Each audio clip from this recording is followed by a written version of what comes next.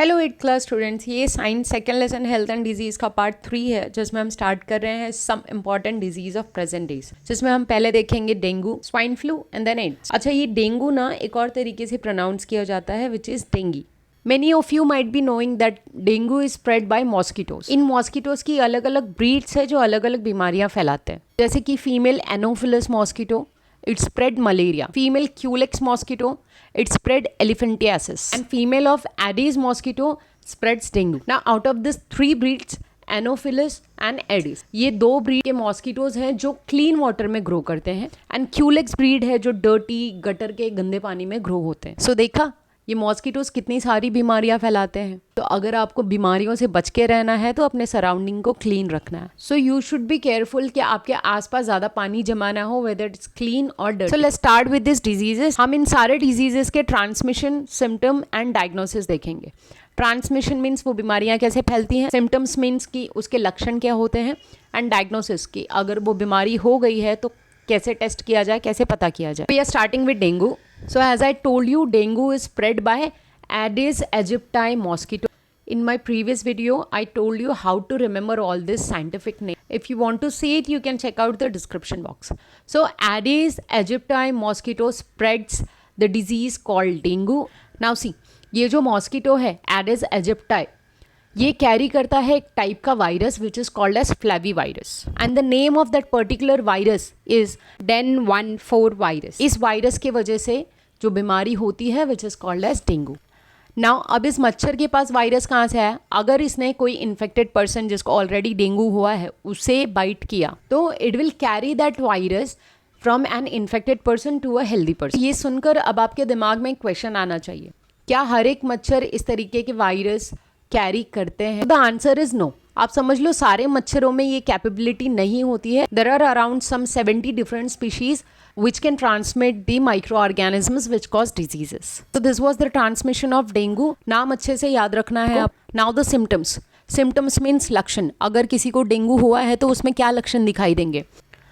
बहुत ज़्यादा बुखार होगा, बहुत ज़्यादा सर दर्द होगा, वॉमिटिंग होगी, आई सॉकेट्स में पेन होगा। आई सॉकेट्स मीन्स समझ लो आंखों के गड्ढे। ब्लड प्लेटलेट्स का काउंट कम हो जाता है, and internal haemorrhage. Internal haemorrhage मतलब आपके इंटरनल बॉडी पार्ट्स में कट हो गया या ब्लीडिंग हो रही है अंदर से, that is called as internal haemorrhage.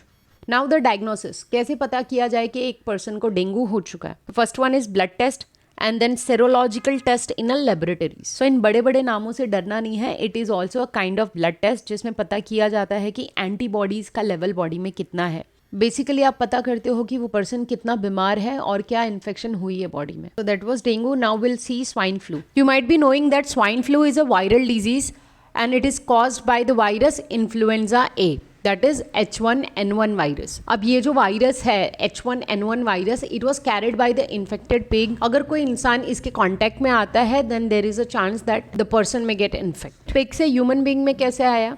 Suppose एक पिग इन्फेक्टेड है, बीमार है, तो it will carry that virus. अगर कोई ह्यूमन बींग उसके कॉन्टैक्ट में आता है and if he breathe in the viral droplets, he will also get infected with the same virus, and then फिर ह्यूमन टू ह्यूमन ये ट्रांसफर होता है, जैसे कि इन्फेक्टेड पर्सन के sweat, nose secretion and saliva. अगर हेल्दी पर्सन इनके contact में आ जाता है then there is a chance के हेल्दी पर्सन की बॉडी में ये वायरस ट्रांसफर हो जाएगा एंड दैट हेल्दी पर्सन में also suffer from the same disease. Now if someone is suffering from swine flu तो वो क्या सिम्टम्स दिखाएगा? डिफिकल्टी इन ब्रीदिंग, सांस लेने में प्रॉब्लम होती है, सोर थ्रोट, थ्रोट में पेन होता है, and then body pain. How will you find out whether a person is suffering from swine flu? So that is diagnosis. As you know the virus is present in saliva, throat, nose secretion. तो जो sample है वो आपके throat से लिया जाता है, just like it was taken at the time of Covid. So throat से सैंपल लिया जाता है and then it get tested in the laboratory whether the virus is present. अगर वायरस प्रेजेंट है then it is said that the person is suffering from swine flu. Now the next disease is AIDS. Again this is a viral disease. अब ये किस virus से होता है? That HIV virus. HIV का full form क्या है? Human immuno deficiency virus. ये वायरस उस इन्फेक्टेड पर्सन की इम्यूनिटी को बहुत ज्यादा कम कर देता है, जिसकी वजह से उसकी बॉडी को बहुत सारी बीमारियां होने लगती है. नाउ ये होता कैसे है? एक मेल और फीमेल के बीच में गलत relation, like unsafe sexual contact, किसी इन्फेक्टेड पर्सन का ब्लड हेल्दी पर्सन को दे दिया जाए तो there is a chance person may get infect with the same disease. If somebody is infected with HIV, you must be normal with that person because he is already suffering a lot. You must always remember कि AIDS छूने या infected person के contact में रहने से नहीं होता है. Now the diagnosis of AIDS are done by the test called ELISA test, and the full form of ELISA is enzyme linked immunosorbent assay.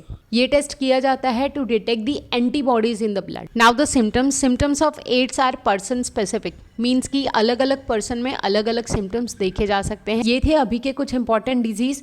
Now we'll see infection through animals. Now this is also called as zoonotic infection. Why zoonotic? क्योंकि ये जानवरों के काटने से होती है. And the disease name is rabies. Rabies can be fatal also. Fatal means कि इंसान मर भी सकता है. Now again this is a viral disease और ये वायरस डायरेक्टली एनिमल से ह्यूमन बींग में ट्रांसफ़र होता है.